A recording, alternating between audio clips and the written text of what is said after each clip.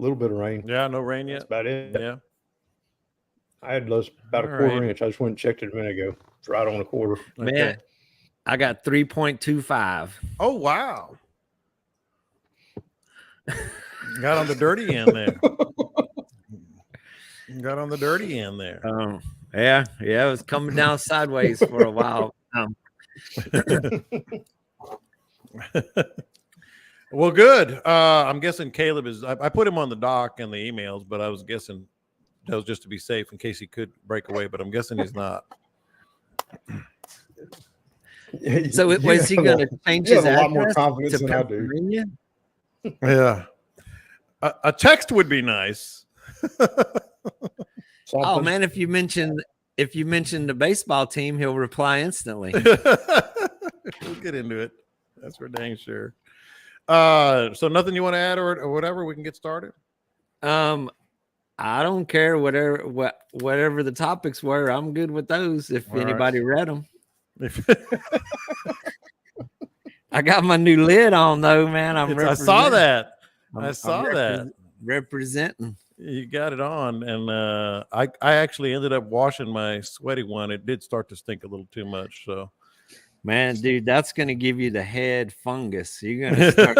I washed it finally. That does not. I love that all the sweat stains and everything. That is bad. Not sanitary. No, it is now, but it wasn't then. You're talking to a guy who had a lunchbox that stunk up his whole studio and he didn't even know it. Well, this is true. I couldn't smell it. My lunchbox. I said, you know what? I washed my backpack yesterday. It has a lunchbox in it. And Landry goes, yeah, I could smell it for months. I didn't smell a damn thing. It's good lunches, though. All right, here we go.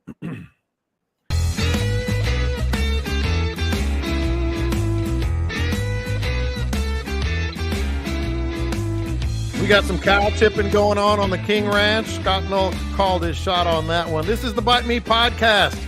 John Lopez right here.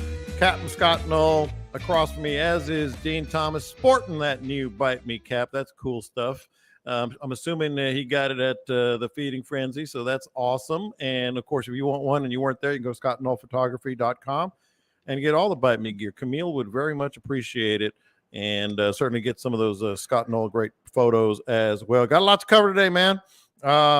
Again, just get the stuff, the necessary stuff out of the way, and that would be subscribing to the podcast wherever you get your podcast, on Spotify, iTunes. You know the drill. Pretty much wherever you can get a podcast, you can get the Bite Me Podcast.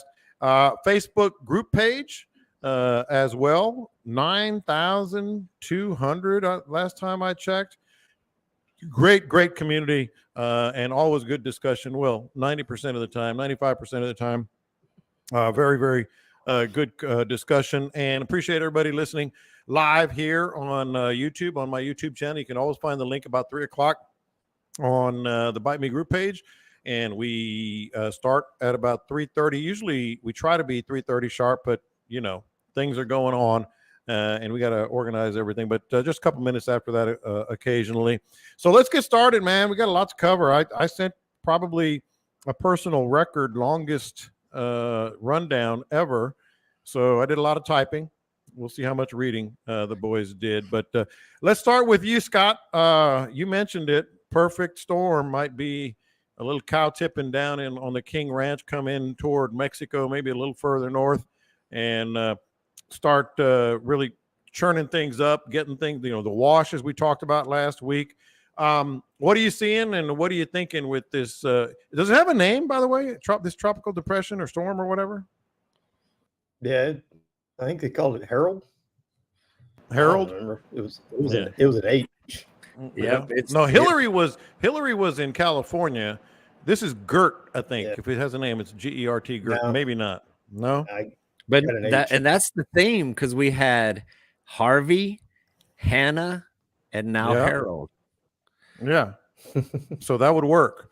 So what are you thinking, Scott, from what we can expect from this? And obviously, we always localize it to our fishing community. What would it mean in the near term? It did the good things of, flushing the bays. I mean, I was checking ours a while ago. We got over a 2-foot push of water. We've been needing that bad. We've been so damn low on our tides. You know, that summertime lows, that high pressure sitting on us, been keeping them low, southwest winds. So it'll get a good push of nice Gulf water into the bays, and then that'll flush back out. And hopefully it's kind of a reset, you know, from all the summertime heat and low tides and all that low oxygen and the fish kill we had down here last week. So I'm pretty hopeful that it's kind of firing things up a little bit. The wind adds oxygen.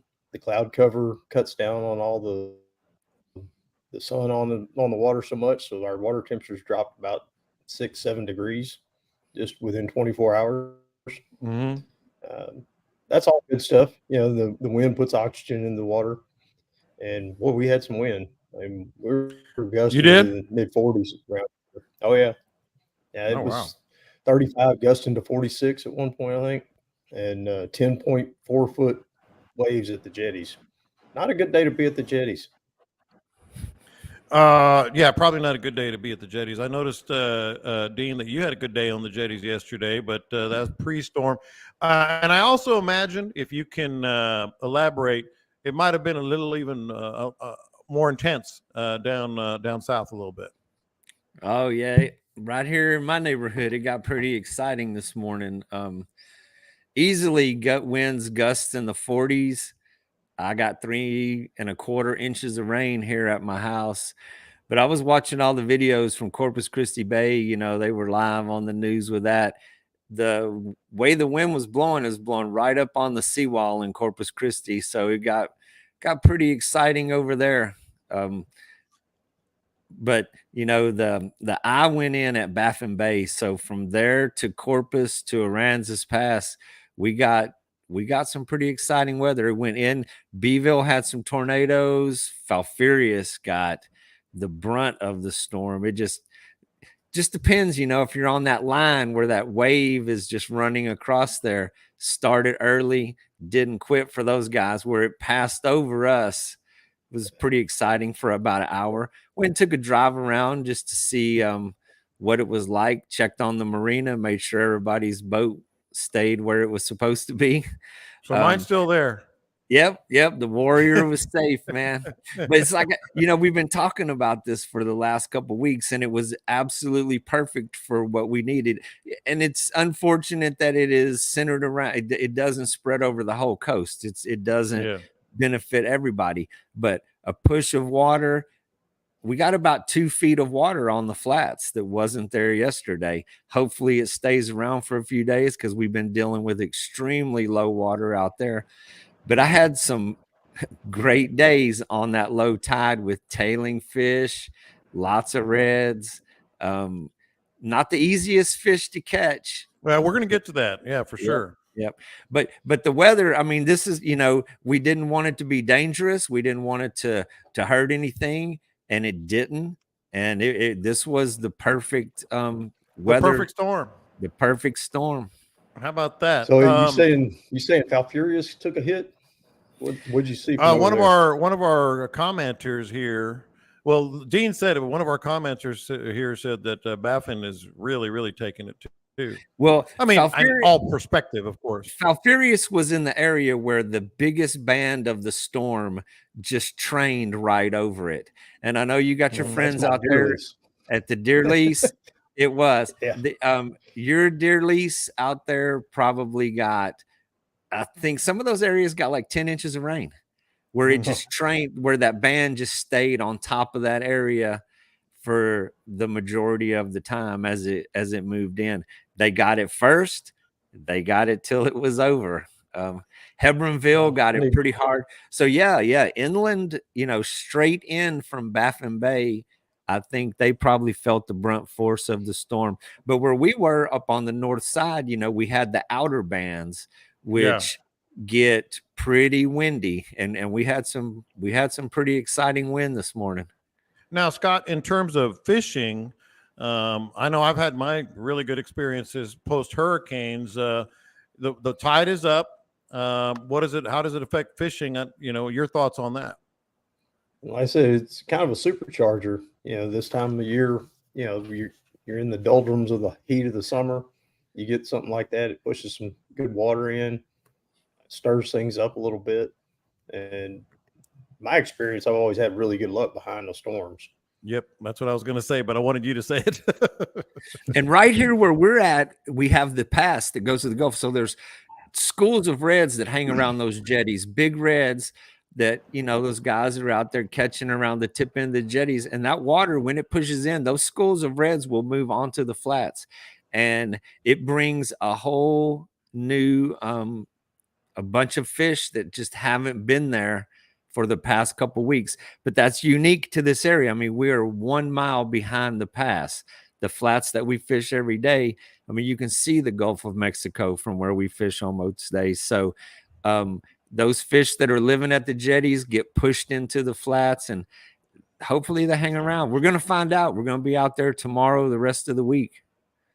Now, my experience has not been like the flats, Dean, but where I've fished 20-something years in Matagorda, whenever the tide has come up like that after a long, hot summer and there's a tropical storm, all the little oyster shells and stuff that was, you know, out of the water all of a sudden starts churning, and all the little, you know, Mother Nature goes to work there. And then, you know, that kind of churns up a lot of stuff.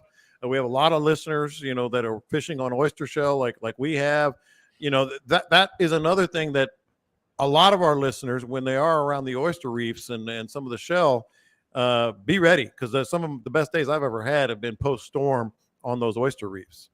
The one bad thing that it'll do here is all that crystal clear blue water that we had for 3 weeks, because there was light winds and just amazing tide. All that got churned up, and the fresh water from the rain will dirty it up a little bit. So sight casting won't be as easy as it was for the last 3 weeks, but hopefully their vigorous behavior will compensate for the inability to see them. You know, top waters covering some area. You're proud of that, aren't you?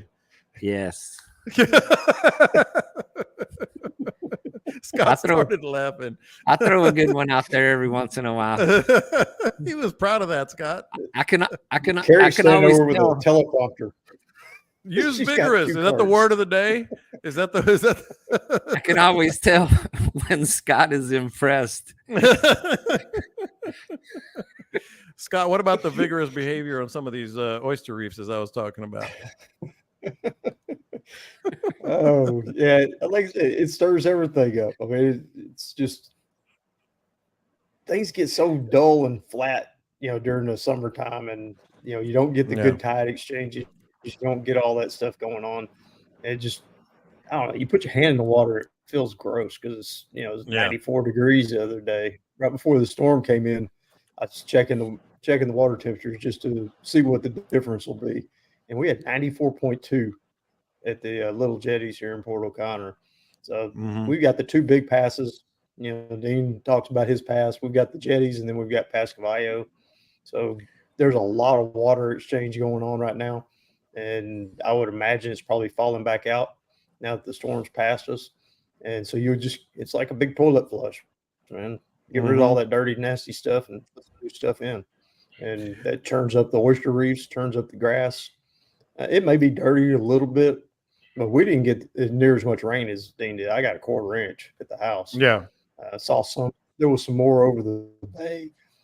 Yeah. I could sit there and sit here in this drought wishing for rain. I could sit on the back porch and I was watching rainstorms go past me, and none of them coming to me. So I think the bay probably got, you know, a couple, 3 inches maybe, but it wasn't a whole lot. You know, it wasn't that flooding type. So I would imagine that'll help things out a little bit. Our salinity was getting pretty daggum high back there in the backwaters. And that should also, go ahead. No, I was done. Okay.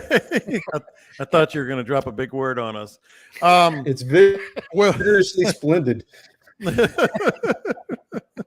So you see the text message that came up among our listeners here on the live feed. So I want to get to that, because a little bit of bragging on my guys here, Captain Dean and Captain Scott. So I was heading down to Aransas this weekend, and Perry just messaged, we fished Sabine Pass on Friday, and just like Dean had been saying, the fish just went crazy right as the minor started around 9 a.m. Son and I both caught a slam in about 30 minutes, and that reminded me, I got two separate, this is really cool, and this is nice to know. It's why we do this, as I often say. So, well, I got one message and one personal interaction. So I'm driving down to Aransas this past weekend, stop at Prosix, get my usual stuff. And I see an old buddy of mine, Kevin Whiteman, who I've fished with, and I've done some tournaments with him, et cetera, et cetera. And he said, are you going down? I said, of course. And I said, where are you going to be? He goes, yeah, I'm going to be down there as well. And I think I texted you this, Dean, but I wanted to share it because there was another one about Scott. And so the next day, 2 days later, whatever it was, he texts me. He says, man, we did exactly what Dean was talking about on the podcast. Went to the Lydia Ann channel, fished where he said to fish, then went over to, quarantine. Both days, they just, they killed it. I mean, they caught the limited reds and some big, healthy, fat trout. So he wanted me to pass along that message. I thought I would pass it here because not 10 minutes later, I got a text. And Scott, for the life of me, I should go back and listen to last week's podcast. Something that you said, on the What Would Scott Do, What Would Dean Do part of the show, which comes later. I had another text on a direct message and it basically said, dang that Scott, he was right again. And he said, we started out somewhere else, ended up doing what Scott said, and I forget what it was. Maybe you'll remember. And he goes, and sure enough, we were zilching, ended up catching 3 or 4 nice trout, and I think a flounder or something. So, these numbskulls, they don't just say big words, man. They know what they're doing. So it was a little bit reassuring, Scott. Both my buddy and the direct message said, I'll be damned. What would Scott do? What would Dean do? Sometimes they get right into it. We chuck enough darts and we say enough things that something's got to be right. But I forwarded to you, dude. Dean, he was like, man, we did exactly what he did. He was all proud of you. So that's pretty cool just to share there. I'm glad to know it worked out. And, I really try to be helpful, man. I mean, we pass along what we do and what we see out there. But and it's cool that it worked out and we got good feedback. There's days people come to me and they're asking me questions and I'm like, I could put an X on the map and say, go right here. But that doesn't mean it's going to work out. There's a lot of variables involved. So when it does, hey, it makes us sound legit. Yeah. How about that? Every once in a while. So it leads to this topic. Wasn't a question. It just came from those 2 interactions I had. And Scott, you've said this for a long time. I know Dean subscribes too. The way I put it on the doc was, trust is the best fishing report. I know our listeners can trust you guys and Caleb. And it really matters. Like a lot of times when people are vague with what they're catching and where they're going and all that. But if you get that little circle of friends, Scott, or those people you listen to on the podcast that you trust or whatever it may be, that's how you get ahead of the game. We can talk about all these other topics as well, but if you don't have the knowledge yourself, you got to be, I guess, swallow your pride enough to find a good group, trust them, and go with that, at least as a starting point. Having a good network is all of it, man. I can't be everywhere, and I can't be all up and down the coast looking for these tarpon. I put in 57 miles the other day looking for them, and didn't do any good. But then I talked to everybody else, and at first I'm feeling kind of bad about it, and like, man, I really worked at this and nothing happened. And then I talked to 2 other guys who I really trust, and they had the exact same situation. I mean, they went all over the place and went in different directions, and they didn't do any good either. But having that network kind of reassured me that it wasn't me. Even on the bad days, it's nice to have a network. Yeah. But on the good days, I helped them out. They helped me out. But you wrote trust at the beginning of that. That's everything on that. I've got 4 or 5 guys that send me messages and stuff, and I know damn good and well that they're just BSing me. I mean, I know it right from the start. Yeah, you can tell. Yeah. Yeah. And, you know, I don't know that Delaney's they're checking doing your it on facts, by the purpose. way. Delaney is checking your facts, by the way. She said 57 miles. Yeah. Well, my GPS didn't lie. It was 57 miles. I mean, it wasn't the day I had her out there. It was I think it was a day or two after. I think with her on the boat, I think it was 30 something miles, 35, Okay. 38 miles, something like that. But yeah, I check that pretty much every day after I get back in just to see, out of curiosity, and see how much futility I put forth. But I guarantee you that phone ringing earlier, Dean, was Caleb calling Scott. Is the podcast today? Is Is today Tuesday? What is today? Is that today? But you know, Dean, you've been down there for 20 whatever years now, and so you've got it. But guys like me, you know, I know certain bays like the back of my hand. I can be a resource, you know, when I'm out there. But getting down to a new area, you know, if Dean says it, I do it. You know, if someone down there that you really trust, it's also believing in it. You know what I mean, Dean? Oh yeah, and my network is pretty small though. I mean, I got 2 guys that I work with, and the way I always say it is, I say I only got 2 that won't lie to me. they That's about where I'm at. They'll usually they will, if I text them or call them during the day, they will give me a good straight up answer about what's going on, you know, either what they're on. And you know, the network, it doesn't lead to specific spots, it just leads to clues of what type of terrain and how deep. Are you on the grass? Are you on the drop off? Are you in the channel? You know, just what type of area are you finding them in? So it does help. I mean, there's little clues that will change throughout the day, and having a network, and mine has grown smaller and smaller over the years, of people that I contact and communicate with during the day on what's happening. But I mean, you can never have enough input. No. Sometimes you can suffer from overexposure, though, from too much information. I see people, you know, getting victimized by the phishing apps. We talked about that a couple weeks ago. You know, too much general information, and then, you know, it narrows down to where you're actually going to put that effort in. So there's a lot of saturation in the market out there. There is almost an overload of data. There is, but a lot of times, even if you don't have the necessarily the network that you're calling or relying on, because a lot of times I hesitate because I don't want to take advantage of relationships sometimes. But if you just use the skills that you learned over the time, you can figure it out. That's half the battle. That's the fun, man. All right, so this is a question from one of our listeners, and it's going to be about the easiest baits to work when getting into artificials. It was a really good question. All right, so here we go, guys, and I don't have the name, but it's kind of a 2-pronged question. First of all, you know, that monster that I created, also known as my wife, who decided to start fishing after 37 years of saying no. Now, Scott, she's like, because she likes to do the netting thing with all the little animals, you know, the little seahorses and shrimp and crabs and all that. And she'll do that for hours.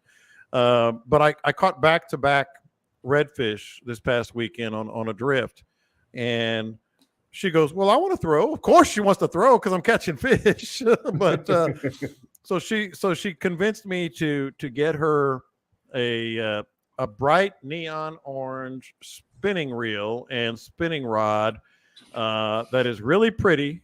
It's a really pretty rod. And I said, I'll keep it as simple as possible. This was my advice. I said, if I get into some fish again and you're doing your netting thing, all you have to do is cast. And she knows how to cast, but all you have to do is cast and just reel it in at a certain pace. with a paddle tail, and that's the easiest way to get into artificial, fishing. So she Man, says, I can. if she wanted a fishing pole, I would have got her a burnt orange fishing pole. Not burnt orange, bright neon orange. They were out of maroon. So that's the first part. But then coincidentally, I got this question. All right. So let me see if I can find it. Myself and several of my fishing buddies are trying to get into the lure game. Played with lures some, but I always go back to bait because that is where I am comfortable. I know you're going to have an opinion on that, Scott. I'll start with you. And then he said, I know the light versus dark colors and clear versus muddy water, but can you guys cover how to work certain soft baits for us guys that are just, he basically was saying for us, novices, steady retrieval versus jigging action, pop-up, sink, rat tail, paddle tail, curly tail, etc. Scott, what really got my attention was that first part, which you and I have talked about. He's played with some lures, but always goes back to bait. Yeah, you got to leave the bait at home if you want to get into artificial. It's a crutch. Yeah, it's a crutch, and you'll always fall back on the crutch because it's easier. And if you really want to learn artificials, you just got to get out there and throw them until it works. And as far as steady retrieve versus jigging versus pop up and sink and rat tails, paddle tails, curly tails, yes. I mean, any of that will work at any given time. I mean, it all works. Everybody falls on their favorite, and mine's a paddle tail. A lot of people really like the rat tails, and some of that depends on what you're, where you're fishing, what you're fishing, deeper water, shallower water. The size of the jig head plays a big part in it. I like the swim bait style hooks with the weight on the shank of the hook instead of a lead head for my paddle tails because I fish in such shallow water and it keeps the bait upright and moving through the grass or moving through the shell without hanging up. I find that with rookies out there on the water on the front of the boat, it really helps. It keeps them from getting hung up all the time. If you got a lead head on there, that's the first part that's going down, and it'll sink straight down nose first and go right into any crevice, any little crack in the oyster shell. It's going to hang up. So those belly weighted ones they're money. It gives more natural presentation to it.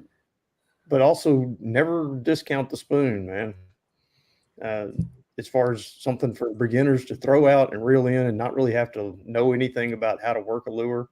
You can chunk that out there and just reel it with a steady retrieve, and it does all the work for you. And it's kind of the same thing as a paddle tail. Paddle tail does all the work. If you want to go to top waters, use one of those the lipped little wake baits, and that way you don't even have to learn how to walk the dog or work a top water. That little wiggle bait does everything for you. Those would be probably my three main things to go like to. Entry level. Yeah. For a beginner, I mean, they work great for people. Camille's fished her whole life, and she will throw a spoon over anything else, and she just likes it. One of the cool things with a spoon that you can do is as you're reeling it and you see a fish, coming along behind it, and he's just kind of interested, or you're going past a fish and he's kind of interested, you stop. I'll tell people that from my polling platform all the time. Okay, reel, stop, let it fall. And a lot of times they'll eat it on that fall if you drop it right in front of their face. Yeah. Dean, Franklin just mentioned it in the message stream here on the YouTube channel. What I tell like my kids when they were learning how to throw artificials, and certainly I'm going to tell my wife, is like the easiest entry level artificials. I go paddle, popping, spoon. Paddle, I just talked about. Popping cork, I know you're not a popping cork guy, but really all you have to do is throw it out there, reel a little bit, pop, and then it's old school, fishing like when you were a kid, the cork goes under, and you know when you're hit, and then spoon as Scott just said. I mean, there's so many ways to deal with that situation. And I'm completely the opposite of what Well, not completely the opposite, but it kind of goes in a different order. I take many people on their first trip. They come to me to learn how to fish with lures. Mhm. I put a top water on everybody's rod. You can't go wrong. You can see it. It stays above the grass. It avoids snags. It gets a good reaction. So, I mean, I But teach a you lot. do have to work it. The fish will hit a steady retrieve on a top water. You can throw it and drag it in and get just as many hits as walking the dog or pausing it and twitching it. But we mix that up. You know, I'll tell them, you know, start with me. I always start out just busy in the morning, fast retrieves. I'm just eager to figure out what they're doing. So I'm going to throw a lot. But then, you know, you cast, walk it, run it in. The next one, run it halfway, pause, a couple twitches, and you just mix that up. The only thing I would add to the soft plastic would be the paddle tails are amazing. It's a steady retrieve, a weedless setup with the weight on the shank. You can throw it and retrieve it, and the paddle does all the work. It puts all the vibration and all the sound in the water.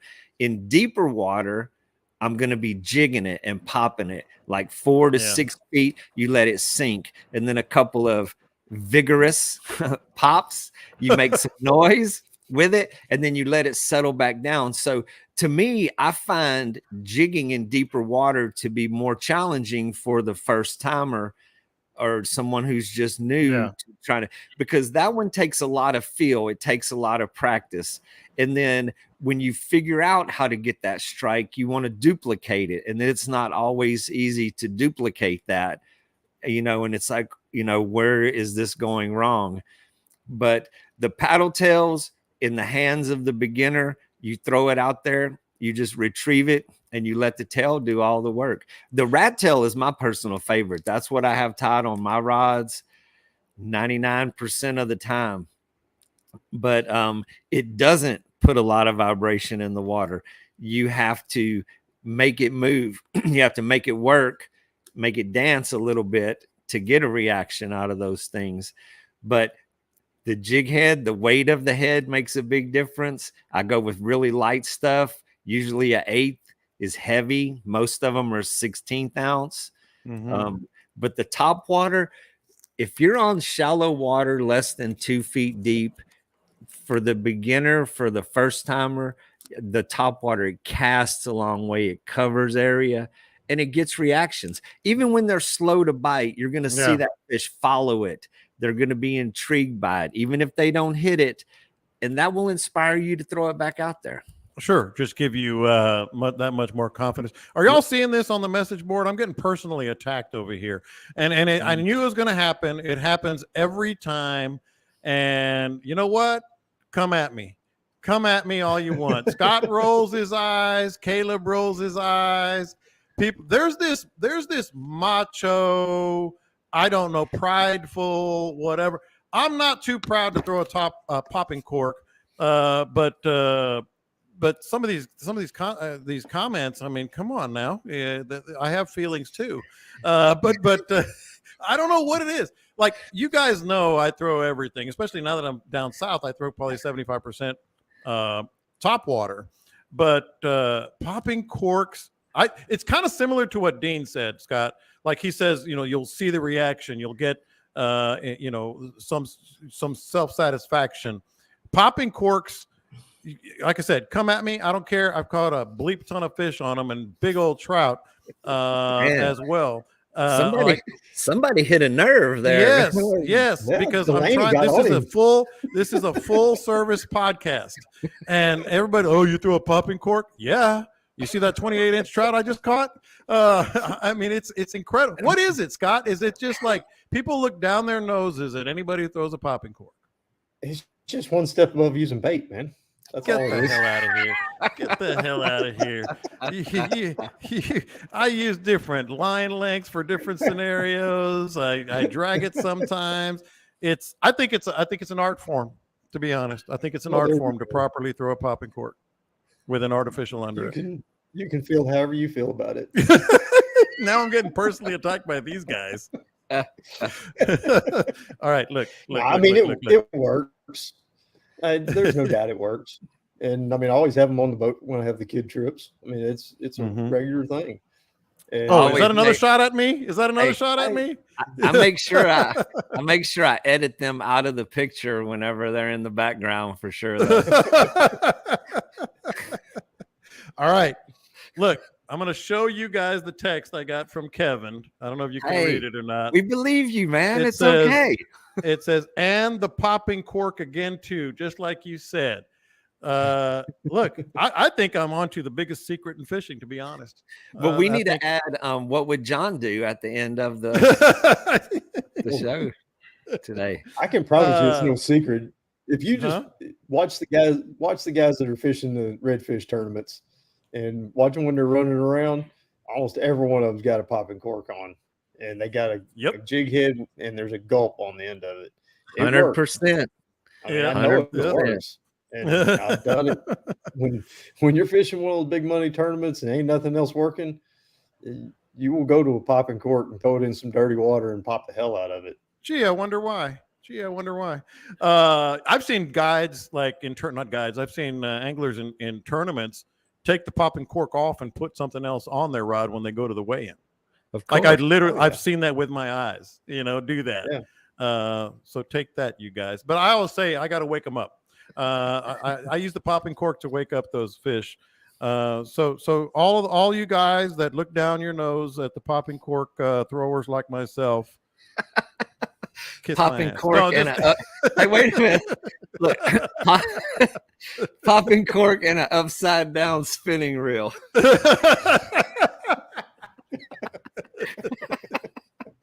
And one of those hats with the lures on them. You're sticking the lures on the hats. I'm not that bad. All right. So Dean had a really, really good point that he was texting me with, and we're going to get right to that. Okay. So a little bit of a slow bite for me on Saturday, I believe. But the fish were there. I mean, the redfish were there. I think I caught 2 in a row, as I mentioned earlier, and then it kind of shut down after that, after we went out to the jetties for a while. But Dean, you texted me. This was a you've got to find the right bait kind of day, wasn't it? Yeah. I'm kind of going to eat my words on this one. I've preached over the years that the color of top water doesn't matter. And I've told the story about my buddy. We were having the conversation. I said, I don't care if it's purple with pink polka dots on it. It doesn't matter. He took a lure. He went home that week. He took his little baby girl's fingernail polish. He took a Spook Junior. He painted it purple, put little pink polka dots, and he brought it back to me. I still have it. It's hanging on the shelf over here. I finally retired it, and it caught fish. But just to prove that none of this is etched in stone, none of this is religion, I had 2 very interesting days this week leading up to this stormy weather. We had amazing flat days on the flats, tailing reds from wall to wall, one side to the other. So there were hundreds of opportunities throughout the day. I mean, you could throw at one, didn't hit. You could go to the next one and the next one. You could just compare and contrast all day long. I was throwing a chartreuse Spook Junior. It's got like a silver side, but it's green on top, green on bottom. Crazy, just bright, kind of nutty lure. There's nothing out there in the natural world that looks like this thing. The guy that I had fishing with me, I had just the plain bone Spook on his. He was consistently getting blown up with that white lure. So after I was frustrated for a while, I switched to a bone, immediately started getting hits on that. So in spite of my own obstinance with saying that color doesn't matter. And then we had that same day. So I mixed it up with some soft plastics. I had it was ultra shallow, tailing in the grass. And I had a sand eel colored a rat tail jig on a weedless hook. Yeah. And I was throwing it on their face. You could watch them. They wouldn't even look at it, wouldn't even respond to it. So it's kind of tan with white, a really bright colored lure. I switched to a plum with a chartreuse tail and immediately got a different reaction. I mean, they started hitting it. And so very interesting to be able to sit there and watch their reaction, change to a color, and see a different reaction. So, you know, go back to that other where we started this conversation a few minutes ago on confidence with lures and stuff. Change colors, mix it up a little bit, and you can definitely get a different result. But the deal with the top waters that day, I mean, it was obvious. There was a distinct difference in their reaction, but the bone looks like what they expect to see. I mean, they're looking at the bottom of a fish on the surface and it's white. That chartreuse would not get hit. And so there you have it. You know, Scott, as soon as you said, you know, changing it up, I'm like, oh, Lord. Now people are going to start changing every 3 or 4 casts. But the story here is sometimes color matters, man. I'm all about dark and light. You know, if they ain't hitting the light ones, go with a dark one. If they ain't hitting the dark ones, go with a light one. If they ain't hitting either one of those, I guess get a popping cork. I don't know. But on the top waters, what color is the popping cork supposed to be? Now that doesn't matter. I don't go that extreme. On the top waters, yeah. I mean, me and Dean always went back and forth about it. We fished together all the time, and he was throwing a bone, and I was throwing that redfish. Yeah, the little redfish colored one. Well, if you looked at it from the bottom, mine was a bone too. I mean, the top was just, you know, the darker gold for the redfish. But the only time I've really noticed a big difference is fishing a little deeper water and maybe in the surf and throwing a chrome top water instead of a bone. And that works on a really bright sunshine day in fishing, you know, 4 or 5, 6 feet of water. It seems to work a little bit better that it draws them up. And that's typically more a trout thing. And so that day when we were doing that, there's days when those fish will come from 10 feet away like a torpedo. Yeah. And those are the days that the color doesn't matter. These fish were lethargic. They were just rooting in the grass. They had their head deep in the grass. So they would come investigate this thing. I mean, they would not come charging and just hit it. And plus they were singled out. They weren't grouped up. So there wasn't a competition factor where you get 2 or 3 or 4 together. The first one to it gets to eat it. So they kind of have a little reckless disregard for the color in that situation. But these fish were investigating it, sniffing at it, and whenever they had time to think about it, it made a difference. When they're not thinking about it, it's just like I said, you know, none of this is etched in stone. You're going to get different behaviors every day. The heat of summer on those ultra shallow flats, they're not coming charging from 10 feet away. That's going to happen in 3 months. Yeah. They're just eating. They're just killing everything in sight. Yeah. So it's all part of the game out there. It is. I'm looking forward to this Would You Rather that we're about to talk about. But I do want to mention something here with a message we got. And it's probably been years since you guys have stored your boats. You know, I store mine for decades.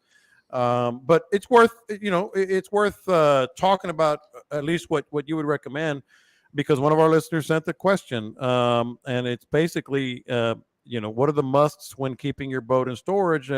For, you know, basically saying, let's see if I can find out. I was wondering if you and the captains could discuss the pros and cons of boat storage, like what you did. Trailering, is trailering a better option? What do you look for in a boat storage facility? Now, I know you guys have some thoughts on this, and we're not going to make a whole, you know, giant segment out of this, but I want to just get your quick thoughts. Mine, I mentioned to you guys in the rundown, I really just look for 2 things when I'm storing my boat, and that's a good concrete or asphalt floor, and then power, so I can keep everything charged.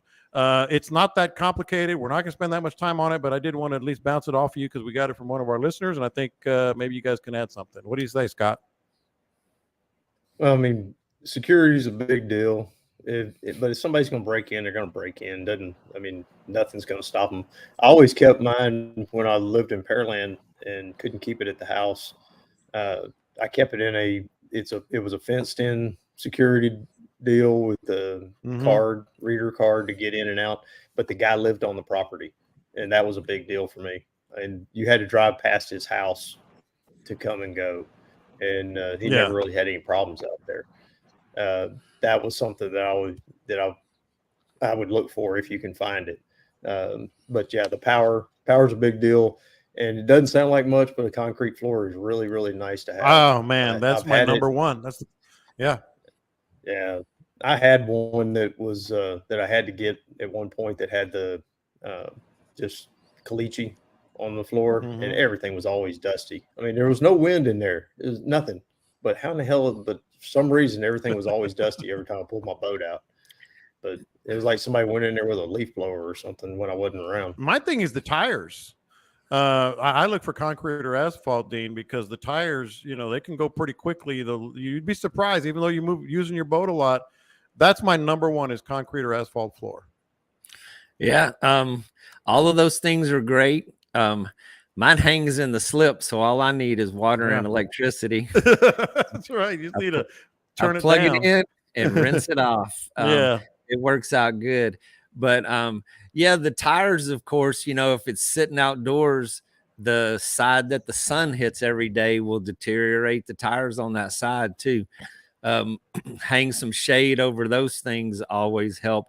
But yeah, the dirt floors, especially, I mean, whenever you walk into it and then you step on the boat, you're constantly tracking dirt in there. It's the worst. But the dust and stuff, it's tough. And security, I mean, that's a lot of goodies sitting out there in the field. And if they don't have somebody watching over it consistently, I mean, it's just the way it goes, man. You gotta watch over your stuff. And the marina where we're at now, I mean, it's pretty cool. We got staff on hand that watches them. And for the price of admission, to me, it's worth every penny. Coming around on their golf carts, fixing stuff. Yeah, it's a pretty sweet deal. All right, this is going to be fun here. I think. Would you rather? Now, I'm going to start with Caleb's. Caleb's not here today. He's still in Williamsport. And that's going to be part of the would you rather. So I'm going to let Dean and Scott answer the would you rather for Caleb. I think I know the answer. Okay. So would you rather for Caleb win the Redfish World Series or have your son just make it to Williamsport? Now, for those who don't know, there's been a little confusion. I was confused at first. Caleb is at Williamsport. His son is on the younger team. He's not on the 12 and under. I think he's 10 and 11 or whatever it is. So let's say, Scott, would Caleb rather win the Redfish World Series or have his son just make it to Williamsport? In the past, I would have said the Redfish World Series, but nowadays I'm leaning more the other direction. I'm pretty sure. His dedication to those kids in that game is amazing. Yeah. I mean, I'm saying that he would rather see his boy go to the show, man. He's up there. I mean, his dedication to those kids and that team is amazing. I mean, he's up there. He's on ESPN more than the moms. He's on there more than the mama of the kids on TV. So, and this boy ain't even playing. But just like Scott said, it depends on what era of life he's in. Of course, Justin nailed it. Justin just nailed it on the comments. Keep in mind, it's $100,000. It's $100,000. Man, if we had Caleb's money, we'd throw ours away. He puts his hand in his pocket and that much falls on the ground. Okay. Well, I didn't. He puts his hand in Daniel's pocket. All right. I would say for the next 3 years he would go with the baseball thing, but after that he's going to be dedicated to the $100,000 again. I think so. All right, Scott, you ready? Nah. Would you rather have to fish with croaker the rest of your life, or never hook another tarpon? I've never pled the fifth in my entire life. Testified many times. You've been asked. You've been on that stand many times. There is no maybe. There is no both. There is no neither. The game is would you rather. That means you have to have one that you would rather do. Fish with croaker On the a rest popping of your cork. life. No, you don't have to be on a popping cork. Fish with croaker the rest of your life, or never hook another tarpon.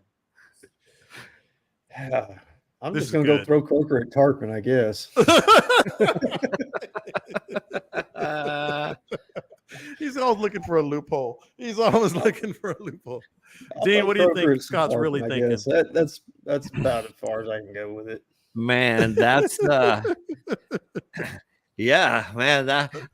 I read my question. I know what's coming next. It's way, All right, here we go, Dean. it's Here we way go, Dean. easier. That's there.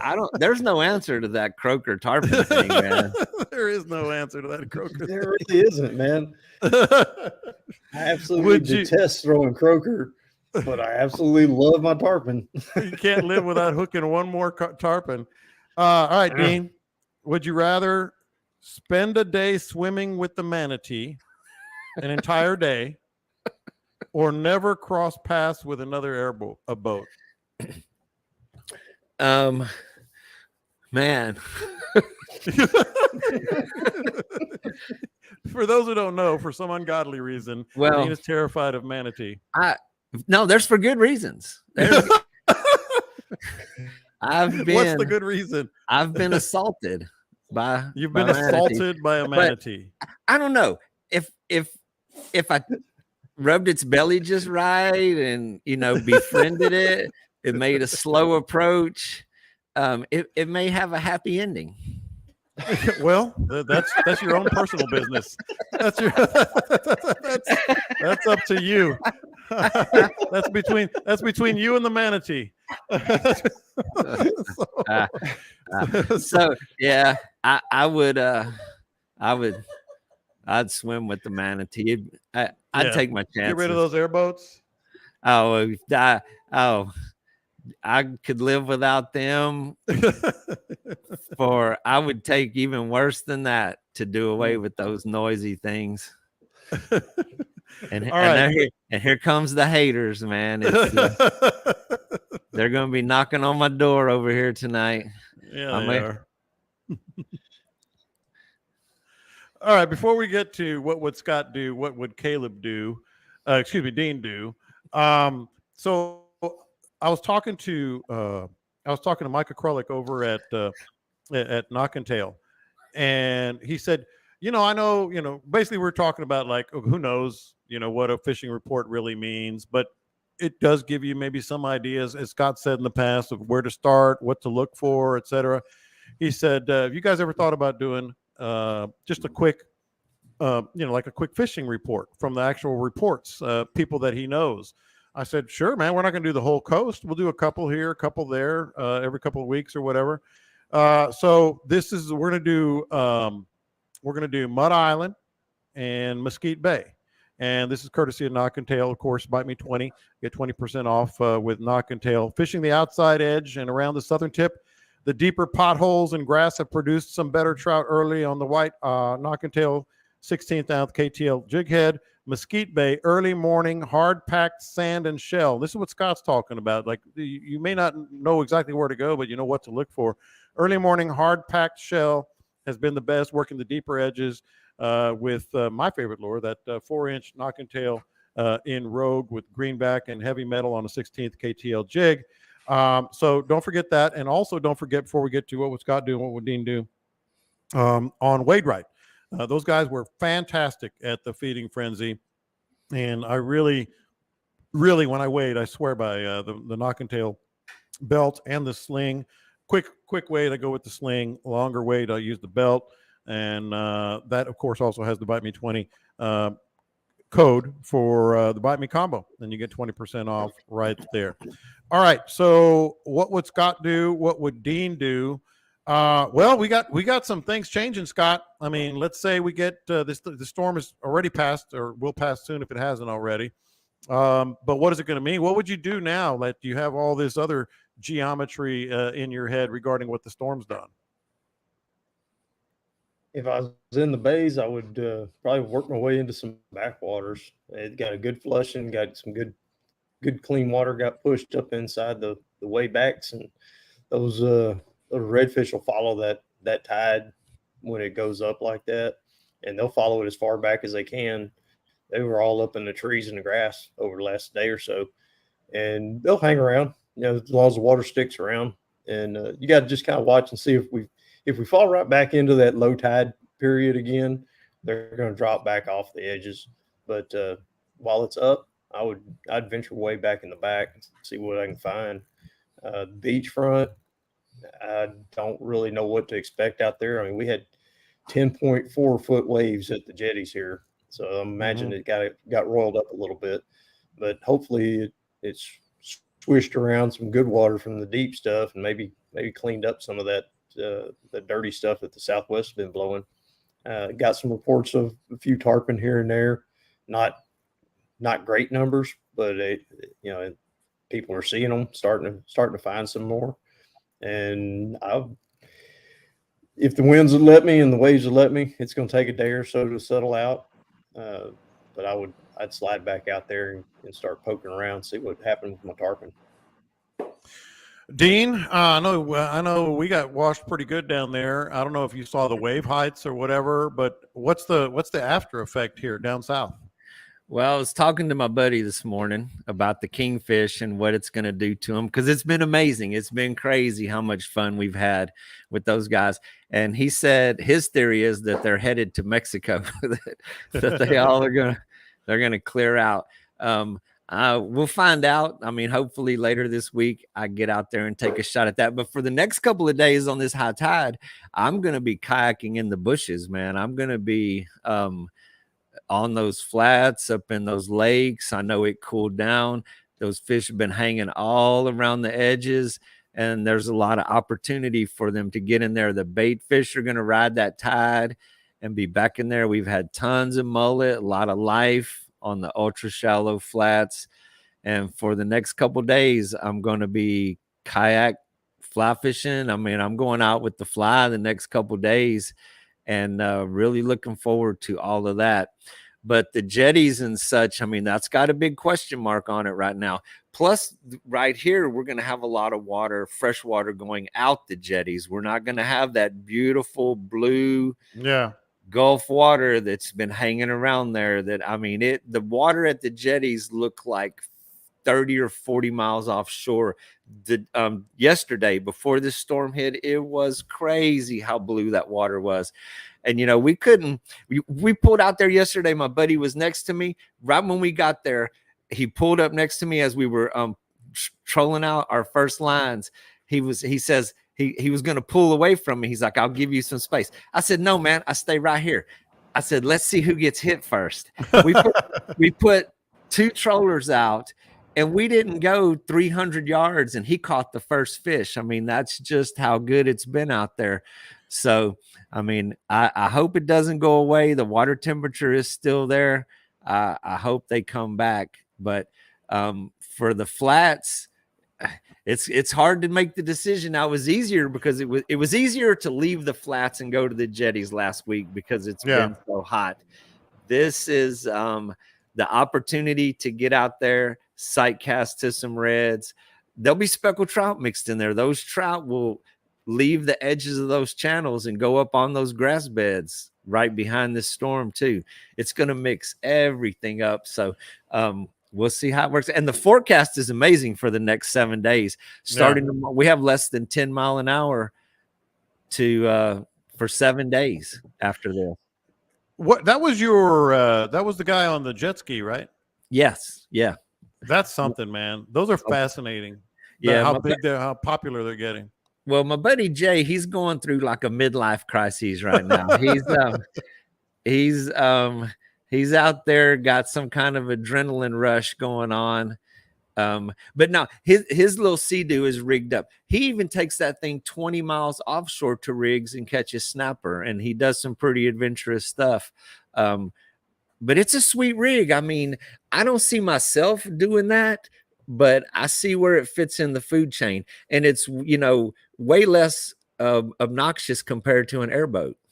Yeah, it is. One other thing that gave me a thought here, Scott. It's way less obnoxious than an airboat. That means it's still obnoxious. It's just less obnoxious than an airboat. But Scott, I was listening to you guys, and I'm like, okay, yeah, I agree. I know where you're coming from on all this with getting back where some of this water is going. Do you use Google Maps more in instances like this, like where the water flow might be going, and some of your best options, or Google Earth? I mean, I used to, way back. I mean, now, but I'm saying for our listeners. When Google Earth was first around, I used it a good bit, because you can see water flows if you look at it long enough, and you can kind of tell by sandbars and different setups. And then you go look at that particular place, and then it starts teaching you what to look for in other places. Study an area, go look at it, and then like down there where Dean is, the little green holes off the flats and things like that, you can start figuring out what to look for in other places that would be similar to what you fished and caught some fish on. It gives you a lot more places to go. Yeah. And Dean, for you, like, let's say you're going toward the jetties on that road, and you got Lighthouse on the left, and you got what is it, VNR or VNR, whatever it is, on the right. How do you decide now? I mean, there's water up everywhere. Is it just a throwing a dart, or are you using Google? Or should our listeners use Google Earth, or what? Well, as Scott used to always tell me, all I had to do was flip a coin and decide if I was going to go. I had a 50-50 chance of getting it right on going right or left. But on the subject of the maps, I mean, if you zoom out and take a really wide perspective of that, and it's just like a river. I mean, the water is going to flow in the area of least resistance, and you can look at where the incoming tide flows onto those bays and where it hits islands and it circulates around those islands. And then you zoom into those areas. I mean, Google Earth and Google Maps is an amazing tool. Even, your on your phone, your iPhone map app, you can see contour in the bottom. You can see where the water flows. I mean, you can see where the grass is different and things are scoured out a little bit where they're going to normally feel a little more current. So all of those things are helpful. But back when we had the fishing school, it was actually before Google Maps and before those other things, we would use just the same principle of looking at the map and seeing where the water was more obviously going to flow, where there's least obstructions, and then kind of focus on those areas. But then it was more legwork involved. You kind of got a broad perspective from the map, and then you went out there to the flat and figured it out. There's a lot more data available before you ever get on the water now. So you can narrow down your search dramatically. Scott, I know you're wrapping up, I think, on the house, so you might have some more dates coming open for yourself. I haven't done this in a couple of weeks or thereabouts. Where are you with booking some of our listeners and new listeners that want to get down to Port O'Connor? I am pretty much full up into October. Okay. There's scattered openings in October. For September's pretty much done. I mean, I've got tarps just lining the walls here, and I'm going to Alaska for a week. That kind of throws a bit of a wrench into that too. But, boy! But yeah, I mean that.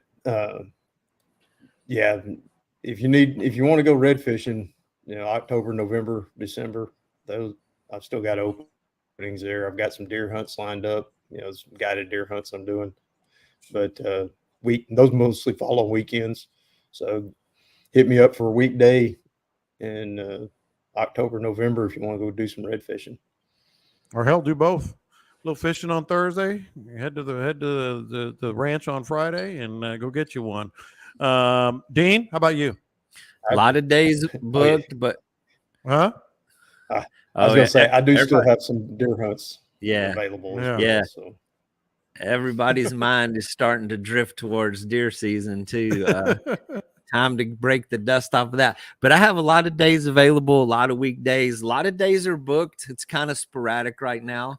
The middle of September, I'm going to Nicaragua to visit. My son is living down there, so we're gonna go spend a week in the jungle and do that. But I mean, there's a lot of days mixed in. Nothing is totally booked up where it's blocked out, but we're booked. Actually, got a couple trips, from folks that we met at the Feed and Frenzy are coming up. A lot of weekdays available at this time of year. Right when school starts, we hit a slow spell. You go through summer with the families and the kids and the vacation. It's just like 7 days a week, turning people away. It is busy, but school starts so much earlier in August now that even the Labor Day weekend is not a normal holiday anymore. It's just kind of another weekend because the crowds get really thin. But it shifts gears at this time of year. It goes from family trips and kids and such to the retired guys. They wait for summer to end and the kids to go back to school. So it shifts gears. But we have through August and September, it's like a ghost town down here, man. There's no boats on the water. There's no traffic. And then once we get the first, I'm gonna do my part. I'm gonna do my part. But throwing those top waters and the occasional popping cork. Yeah. I'm booking trips through November and December more than August and September right now. People are planning for the fall. And they can hit you up via social media. Same thing with Scott. You know where to reach us on the Bite Me group page. Fun show, man. Fun show. We can't let this slide. Justin What's Portillo that? had the comment of the day Yeah? regarding your popping corks. Don't they give those away with a Happy Meal? Yeah, I saw it. I ignored it. You guys, I got big fish. That's all I'm going to say. All right, boys. Have a good one. We'll talk to you next time.